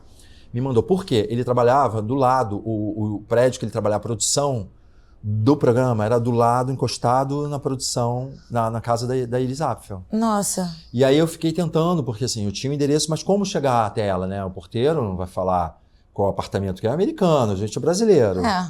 Aí eu deixava carta lá na portaria, ela não retornava, deixava carta, não retornava. Você deixava carta, tipo, toda semana? Não, ele deixava pra mim, ele... eu falei, Vitor, tenta achar essa mulher pra mim, tenta... E, tá. Aí, um belo dia, eu com a minha sogra, ela falou assim, eu tenho uma amiga que mora em Miami e ela tem um catálogo lá, você não quer que ela veja se tem o telefone da Iris Apfel? Eu falei, como assim vai achar o telefone da Iris Apfel num catálogo? Pô, não é que ela achou? Ela achou um celular, mas esse celular era... Por que ela achou no catálogo? Porque como a senhora morava em Miami, a Iris Apfel tinha uma casa em Palm Beach, que é na Flórida. Então ela tinha o telefone, conseguiu achar no catálogo da Flórida o telefone dela. Ligamos, aí eu fiquei pensando assim, pô, ela não vai atender. Quando a gente pega um telefone celular que toca assim, Recife, Maranhão, sei o que, você atende? Não. Ela não vai ver Brasil, vai ver um telefone lá, vai atender nunca, né? Aí liguei para ele e falei, Vitor, liga você daí, porque ela vai ver que é um número americano, ela vai atender. Não atendeu 10, 15 dias, nada. 20 dias depois, aí desistimos. 20 dias depois, ela ligando no celular dele. Vi uma ligação aqui. Aí ele explicou a história para ela. Ela ficou super empolgada. Fui para Nova York encontrar com ela. Aí quase morri do coração também, porque quando eu cheguei lá, eu não conseguia... Ela marcou comigo e eu não conseguia falar com ela. Falei, gente, cadê essa mulher? Ligando. Aí eu já tinha passado... Você não conseguia falar com ela? Não, ela não respondia. Eu falei, vai acontecer a mesma coisa. Ela não vai ouvir esse telefone, ela não vai atender. E você já tinha marcado data e data local? de eu ir, eu fui por causa disso. Aí eu fui antes, né? Ela não está atendendo, ela não pode confirmar. Ela não atende. Liguei a semana inteira, ela não atendia o telefone. Falei, Vitor, e agora, cara? Ele, Cacau, não sei, eu vou lá para a porta do prédio dela. E nada. Aí, de novo, eu ia viajar assim, era uma sexta, eu tinha que encontrar com ela na sexta, e no sábado eu já ia embora. Aí na quinta-feira ela ligou. Oi, olha, eu não esqueci do nosso compromisso não, é porque eu estava com uma gripinha, achei que ia pegar uma pneumonia e resolvi me internar. Porque como ela tinha 90 e poucos anos, ela falou, tô com medo de pegar pneumonia. Falei, que alívio. Aí fui na casa dela. Mostrei meus trabalhos para ela, levei a peça, fiquei lá o dia inteiro, tomei café, conversei, fiquei amigo dela, levei fotos da Natália Timber já como Iris Apfel, porque eu fiz um ensaio com a Natália aqui já fotografada de Iris para ela ver. Aí ela, nossa, ela é mais bonita que eu.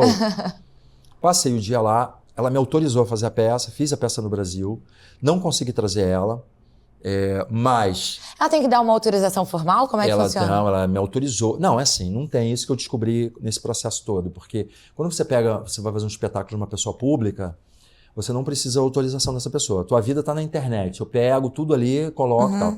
Só que eu pensei assim, Mas gente, é bom ter uma bênção dessa pessoa. porque ela tá viva, ela tá em evidência, melhor ela tá junto comigo, né? Então aí foi todo um trâmite. Aí ela deu entrevista pro Globo, foi capa do segundo caderno, junto com a Natália Timber, ela postou para mim lá, entendeu? Aí eu fui chamado para um evento lá com ela, fiz foto, dei entrevista lá. Aí a Record fez uma matéria um domingo espetacular comigo e com ela lá, tudo virou um produto. Não, um produto não, virou um acontecimento, né? Então eu falei, foi muito mais legal eu trazer ela para mim. Aí, claro, você trazendo uma pessoa internacional, ela tem um contrato, ela recebe, ela ganha. Ela é uma americana. Não se esqueça que americano não vai brincar. Entendeu? Então ela ganhava a bilheteria. Embora, assim, para ela a bilheteria foi uma bilheteria boa, porque a peça enchia, ficou anos em cartaz. Mas para ela é uma americana, que ganha em dólar, ela ganha muito dinheiro. Então ela era garota propaganda da Hyundai, da Magnum, entendeu? Do iPhone. Você chega lá na Broadway, ela tá com um iPhone, assim, né? Eu cheguei lá, ela tava num iPhone, sei lá, na época, qual era. Aí depois eu vi na outra esquina, ela tá com sorvete Magnum, então ela tá ganhando dinheiro. Né? Uma mulher internacional, né? E depois ela também teve uma marca H&M, que é uma marca de que é popular, fashion, né? Não é? É uma fast fashion. Exatamente. Tinha roupa dela ali, entendeu? Então ela ganha dinheiro. Ela topou e ficou minha parceirinha, assim, sabe? Aí eu mandava coisa pra ela, aí eu fui no lançamento dela de cristais. Aí nesse lançamento ela tem uma linha de cristais. Aí foi lançado no Museu Contemporâneo em Nova York. Aí eu fui, aí eu falei, vou levar o programa da peça, vou levar uma bolsa que a Natália Timber mandou para ela, vou levar um cordão, vou levar o convite. Aí o que aconteceu? Muito louco isso. Era um evento para ela sobre aquele produto. Só que quando eu cheguei lá, ela esqueceu aquele evento e ela focou em mim. Quero saber da peça. Quer dizer, aí eu tirei o programa da peça, ela sentou, aí ela começou a ver o programa da peça. Aí ela começou a ver os jornais, aí ela começou a ver a matéria do Globo. Aí começou a virar um problema, porque as pessoas começaram a ficar incomodadas comigo lá, porque acabou aquele evento e virou todo pra cá. Você entendeu o que eu tô falando? Acabou o evento. Aí começou a ter que lidar com ela. Iris, vamos lá. Peraí, eu quero ver primeiro. Virou um processo. Tinha que dar atenção para outras pessoas.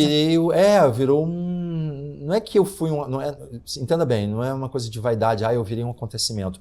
O que eu levei para ela interessava tanto que parou, ela esqueceu aquele evento e eu era uma novidade ali também, porque quem é esse cara que tá com ela, quem é esse cara, entendeu? Então virou todo esse processo.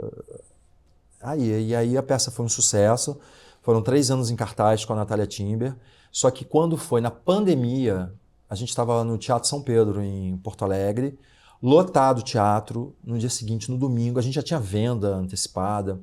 No domingo, parou o Brasil. Aí a peça parou. Aí a Natália ficou 2 anos em casa. Nesse processo, uma pessoa de 90 e poucos anos, né? Acaba que você depois decorar um monólogo de novo, né? É muito difícil um monólogo. De 40, 50 páginas, a pessoa falando sozinha, muito texto. Posso imaginar. E era uma peça que ela não podia ter erros, porque era uma peça que era ela e videografismo, né? Videografismo são as imagens que passam no fundo, que ela conversava com essas imagens. Ela então, não podia improvisar. Não. Aí, se ela erra o texto, o cara que está trabalhando no vídeo não entra errada a imagem. Então ela não podia errar. Então imagina isso de novo. Aí a Natália voltou os tempos, aí eu perguntei, Natália, quer fazer de novo? Filho, eu acho que eu não consigo mais decorar isso tudo, consigo decorar, mas é muita coisa agora, eu acho que eu vou fazer uma outra peça. Aí ela foi fazer outra peça, e ficou essa peça guardada. Eu falei, pô, que pena, né? Porque essa peça ficou para a Natália. Aí a Rosa Maria veio falar comigo, como é que tá aquela peça da... Rosa Maria que foi falar com você? Porque eu já tinha uma dívida, assim, dívida que eu falo eu já pensava em dar uma peça para a Rosa Maria fazer, né? Escrever uma peça para ela, já pensei em várias coisas. Eu falei, por que não fazer através da Iris? Ela veio falar, e aquela peça tá parada? Eu falei, tá. É da sua amiga, né? Assim, entre aspas, né? Da sua amiga, porque ela foi a primeira a fazer. Aí a Rosa Maria, você quer perguntar a ela se ela me libera? Porque existe isso entre as damas do teatro, né? Questão de respeito, conversa né? De conversa. Ela me libera, né? Aí eu liguei pra Natália, imagina, a peça é sua, você faz o que você quiser, você nem precisava me ligar, mas claro que... Fica educado, porque a gente... E aí a Rosinha tá fazendo, só que a Rosinha quer fazer com a neta. Ah. Então, através da Iris, Uma Vida em Cores, agora é o nome da peça, é Através da Iris, Uma Vida em Cores. Ela vai estrear em agosto no Teatro Fashion Mall, no Teatro Rosa Maria Murtinho, o nome do teatro. Vai ser ela e a neta dela, ela apresentando a neta dela, que a neta dela está se formando como atriz. E a gente está dando essa oportunidade, esse papel que não existia. É um papel que eu estou criando, que eu vou escrever e vou dirigir primeira vez. Primeira vez que você vai dirigir uma Primeira vez peça? que eu vou dirigir uma peça, não sei nem... Assim, eu já sei como... Eu já estou tendo esses ensaios com a Rosa, né? Mas, assim, eu não sei como vai ficar, não fico me questionando. E eu sou um cara que, assim,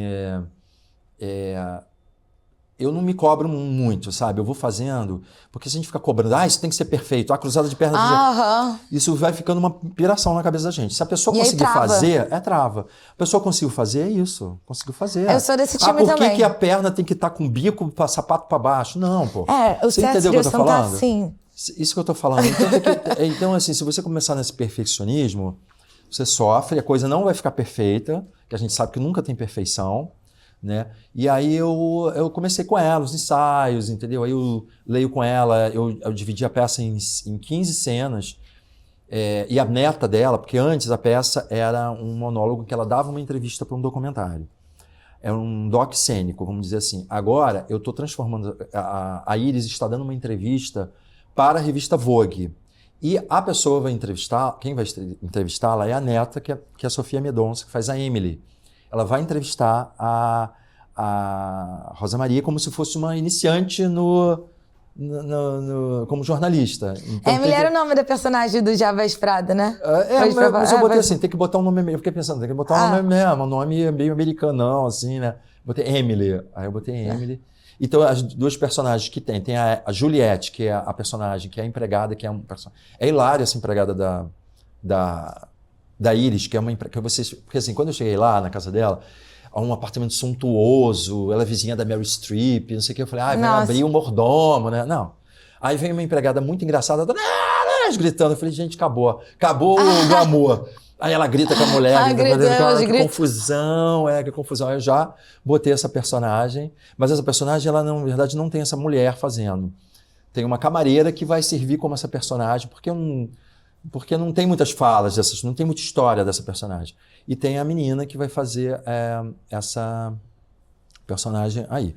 E aí tem uma coisa que eu começo a peça, que por isso que eu dei o pontapé na peça assim, essa história da Iris não conseguir falar no telefone, demora a responder, é uma coisa real. Ela tem um problema com o telefone, ela não acha os telefones, ela tem vários telefones em casa, ela não acha os telefones, então ela retorna muito tempo depois. Então a demora dela me retornar... Não foi pessoal. Não, é porque ela não acha. E aí eu presenciei isso no dia que eu estava na casa dela. Toca o telefone, cadê o telefone? Cadê o telefone?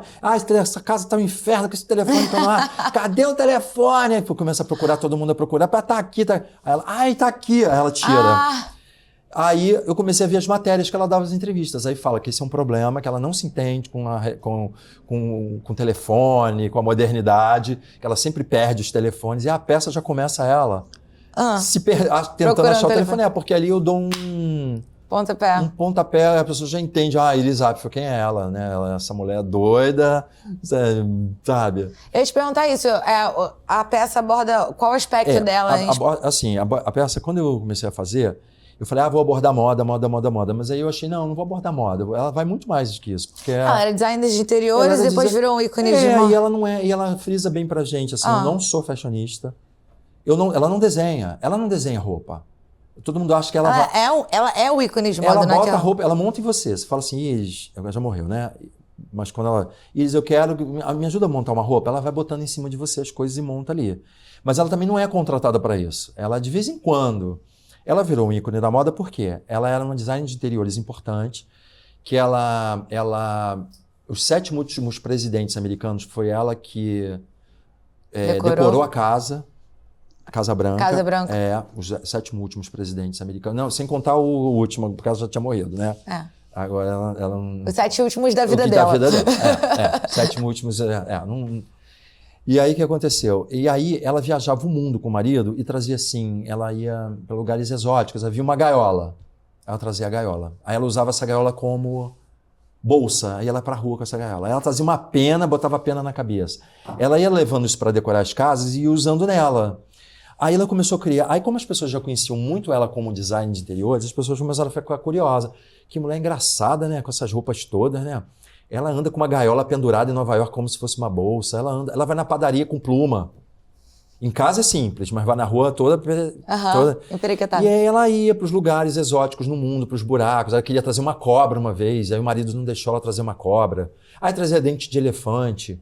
E com isso ela foi ficando famosa como design de exteriores. Aí um belo dia, o Harold Koda, que era o consultor de moda do Metropolitan, falou assim: Iris queria convidar você para fazer uma exposição das suas roupas. Ah, tá. Aí eles foram na casa dela achando que iam encontrar 20 roupinhas, né? Encontraram 400 roupas. Nossa. Tudo na sala, no quarto. Quando você chegar na casa dela é isso. As roupas estão na sala. As roupas, tudo tipo... coberto. Tudo tá. Então tinha uma exposição pronta. Coberto, pronto. Com a capa, mas horários na sala. E aí, isso foi... Quando ela tinha 84 anos, eles fizeram a exposição, aí deu mais de 200 mil pessoas nessa exposição, aí ela ficou famosa pra moda. 200 mil pessoas, nossa. Aí ela virou o ícone da moda sem ser da moda. Por isso que ela frisa. Sendo ela. Por isso que ela frisa nas entrevistas, todas que você pega. Não sou fashionista, não sou design, não sou... Stylist. Não, eu sou o design de interiores que virei uma estrela geriátrica porque as pessoas me viam vestidas desse jeito e tal. É isso, por isso. Eu quero que você me perguntou mais uma coisa sobre a Iris. Eu perguntei qual era qual abordagem que você ia botar isso, a gente não falou, acabei que falou outras coisas. Então, aí a abordagem, assim, aí eu comecei a ver que não era só moda, né? Aí o que a gente vê? Pô, eu acho que principalmente a autenticidade, moda, se reinventar. Autenticidade. Não se importar com o que os outros pensam. Exatamente. Se mais é divertir mais, menos é com a chato. arte. Tudo dela é mais, menos é chato. Mais é mais, menos é chato. Não se importa, não tem regras. Então ela tá aí para as pessoas. Ela não quer nem ir para as pessoas. Se divertir com a sua existência. Ela falou que as pessoas debochavam dela, mas eu falei, o problema é delas, se debocham de mim, entendeu? Eu não tô nem aí. Eu gosto do jeito que eu sou. Me faz feliz usar essa pena. Me faz feliz. Aí também comecei a perceber uma coisa de trabalhar, né? Etarismo, né? Trabalhar mais velha, porque ela trabalhou até morrer. Ela trabalhava dando palestra, ela trabalhava, ia para faculdades, ela foi contratada pela IMG, que era a agência de modelos da Gisele Bündchen. Ela era a única mulher da terceira idade, com 100 e poucos anos, que fazia capa de revista. 100 e poucos anos. Então ela era capa de revista, capa da Vogue, capa da Harper's Bazaar, entendeu? Então eu comecei, aí vi etarismo, aí vi trabalho na terceira idade, aí vi também a história da solidão, porque ela foi casada com o mesmo homem a vida inteira, e ele morreu na véspera de completar 102 anos. Aí eu senti também uma melancolia, que esse cara construiu a vida com ela. Aí descobri também uma mulher engraçada, debochada. Ela que lançou a história do jeans também, que ela usou a primeira vez que ela foi. O jeans, só homens usavam jeans. Ela foi para comprar um jeans e só vendia para militares. Aí ela foi numa loja de militar, ela falou, eu quero um jeans. O cara falou, você vai usar um jeans? Vou, qual o problema de eu usar um jeans? Eu quero um jeans. Não, a gente não vai vender para uma mulher um jeans. Tá, aí disse que dias depois... Não, aí ela ficou com ódio do cara, disse, cara petulante, né? Não quer vender um jeans. Aí passou um tempo, ela voltou nessa loja, o dono da loja estava e falou, não, eu vou vender um jeans para você. Um jeans masculino pequeno. Ela voltou na loja. Aí ela lançou o jeans, ela botou um brincão grande colorido, jeans, uma camisa básica e disse que ela lançou um jeans. Eu não sei se essa história do lançamento do jeans é verdade no mundo, mas ela diz que ela que lançou o jeans para... aquela coisa da história que a gente contou no início da fofoca. É isso. E depois eu vou ter uma peça também que vai ser feita em São Paulo, que não é agora, sobre a Diane Freeland, que foi a primeira produtora de moda do mundo, que vai ser feita pela Carolina Ferraz. Que máximo! A princípio, Carolina, tá fechado com a Carolina, né? A gente se chama Soberana do Luxo, vai ser feita em São Paulo, dirigida pelo Gustavo Weber. E não é agora, vai demorar, porque aí é outra história, uma peça maior, uma peça com uma produção muito grande, com muito ator, mas vai ser uma peça muito legal, porque eu resolvi, depois da Iris, querer fazer uma trilogia da moda, entendeu? Aí a Diane Freeland Eu fiz a Diane... eu fiz a primeira da Iris, eu fiz a segunda da Diane Freeland, e quero fazer uma terceira que é do Alexander McQueen com a Isabelle Blow, que eu quero fazer como atriz e eu quero atuar. Eu já tenho uma história meio esboçada, que eu quero fazer... que a Isabelle Blow e o Alexander McQueen foram os melhores amigos na moda. Porque ela lançou ele, então eu quero fazer uma peça em cima dos dois, que já está em andamento aí, escrita. Eu quero ver todas. Eu amo o universo da moda. O McQueen, eu lembro de uma exposição dele que me marcou muito, porque ele é famoso por desconstrução das modelagens. E fui numa exposição dele no Metropolitan, lá em Nova York, e deixou bem claro que, assim, para ele poder chegar lá e destruir as modelagens, ele passou muito tempo aprendendo a construir. E ele foi estilista da Lady Gaga, da Madonna, da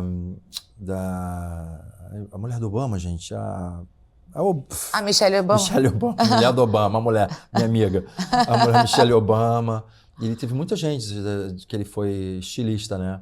Mas a vida dele foi muito conturbada. Ele era um cara que era muito simples e caiu no mundo da fama do mundo. Ficou milionário e holofote, mais famoso que ator, né?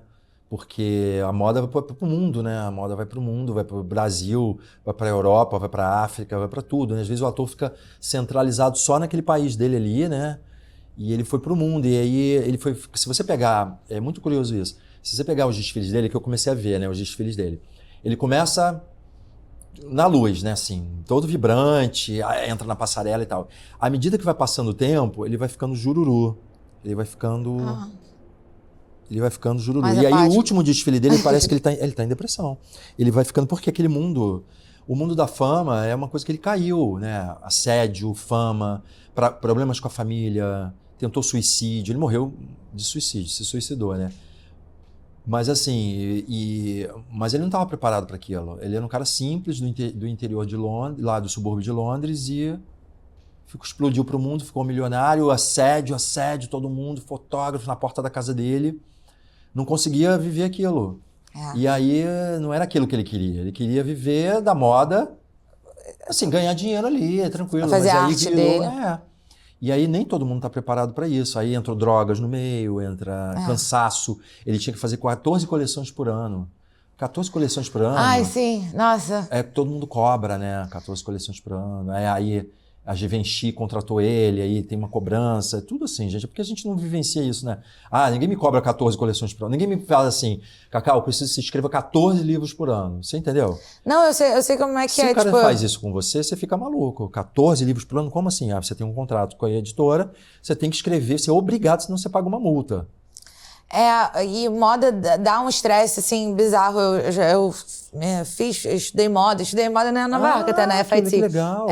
Eu adoro, eu sou apaixonada. E só que tem um senso de urgência que existe ali. Eu acho que hoje em dia tá mudando muito. As pessoas estão com essa mais consciência, mas, tipo, moda é um dos lugares que tem mais suicídio. Porque parece tudo muito, assim, importante, tem uma pressão imensa. Por exemplo, eu tenho uma coisa engraçada. O primeiro desfile de moda que eu fui na Semana de Moda de São Paulo, e aí eu ia conhecer a estilista. Eu tinha 17 anos, estava começando para a faculdade, estava toda animada. Aí a pessoa que foi me apresentar para a estilista falou: aqui ó, a Manuela vai começar moda semestre que vem. Aí ela virou para mim e falou, a estilista falou: pode que ainda dá tempo. Foi exatamente o que ela falou. E depois eu entendi por quê. Principalmente para modelo, né? Eu tinha eu tenho uma amiga modelo, eu não vou falar o nome dela aqui porque... eu fiz a gente fez um curso de interpretação juntos, de vídeo há um tempo atrás, e ela viaja o mundo inteiro, né? Ela mora fora. Hoje ela mora em São Paulo, Rio e São Paulo, que ela é casada com um ator, que vai inclusive entrar na novela Vale Tudo. E ela... estava nesse curso chegando de Londres, eu cheguei hoje de Londres, mas aí de noite já ia voltar porque ia para o Japão. Ela falou: eu não estou aguentando mais. E ela falou: e eu não aguento mais porque eles só me cobram magreza, eles querem que eu fique eu não aguento, eu morro de fome. Então aí que entra o processo de remédio, que a pessoa toma remédio porque a pessoa não quer parar de comer. Aí entra remédio para emagrecer. Aí o remédio para emagrecer te deixa doida. Aí nesse remédio que deixa doida é uma porta para de repente você entrar para droga, né? Porque você fica doida. Não foi o caso dela, ela não usou isso, mas ela falou que ela não aguentava mais. Isso ela tinha a tua idade.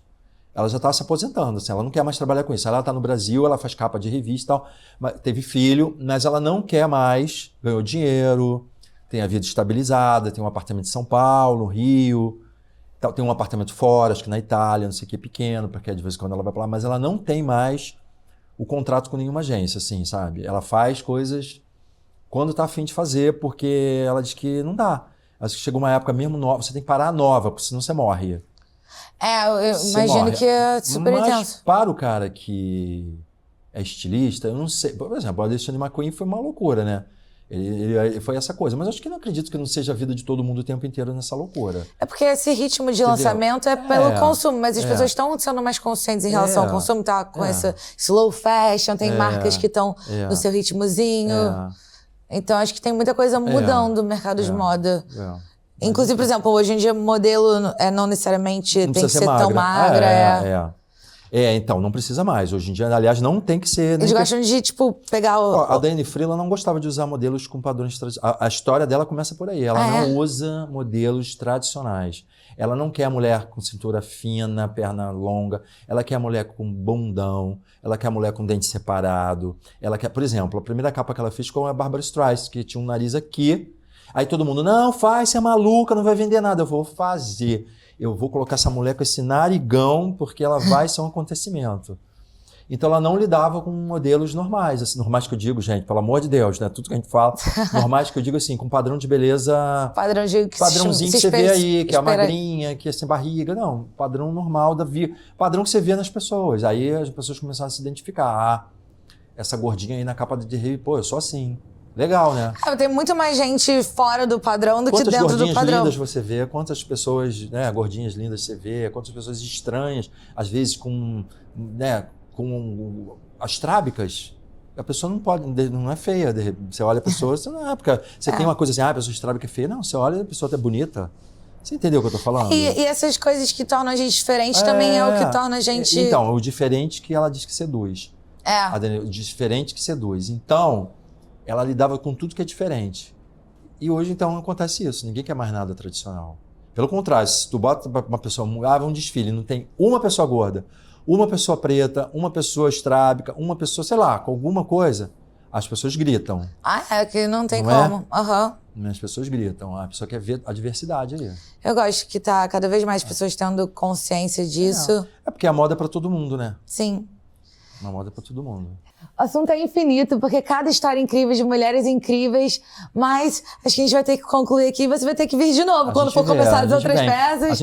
A gente escolhe uma fofoca pra vir aqui e fica só o programa inteiro na fofoca. É verdade. Cacau, fala pra gente como é que a gente te acha, se quiser dar mais detalhes dessa próxima peça, gente, seu momento vocês aqui. Me acham assim, não, se jogar aí Cacau e Gino, @Cacau e Gino com HYGNO, me acha, G-I-N-O. No Instagram. No Instagram, né? É a única rede social que eu uso hoje, assim. Você me acha no Instagram, facilmente.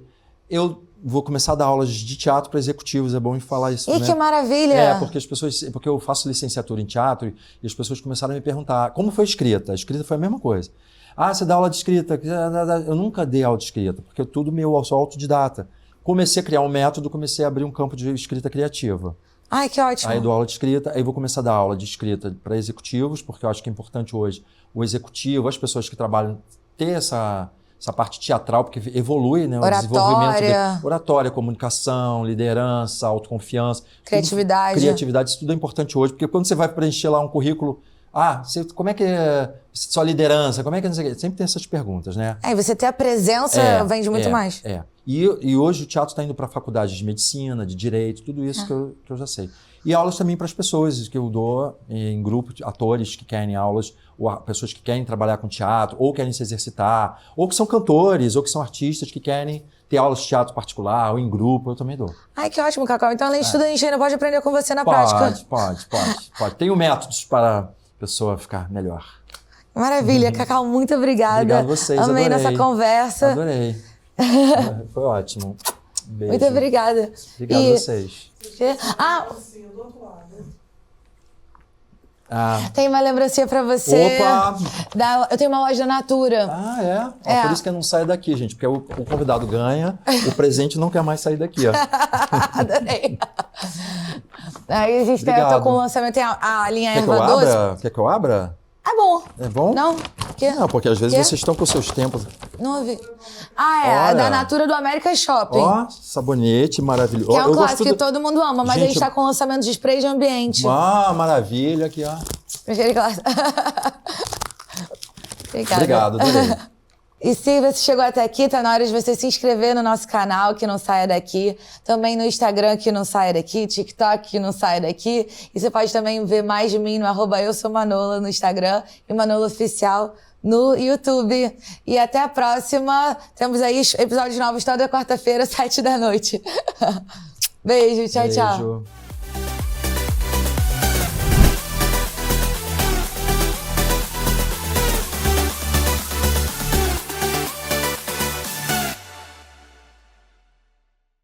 E muito obrigada pelos livros também, eu amei.